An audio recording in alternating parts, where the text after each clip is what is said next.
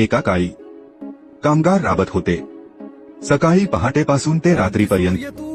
ना विश्रांती, ना हक्क, ना सुरक्षितता. पण मग आले डॉक्टर बाबासाहेब आंबेडकर.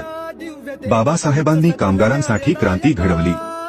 कारखाना कायदा 1948, कामाचे 8 तास निश्चित केले.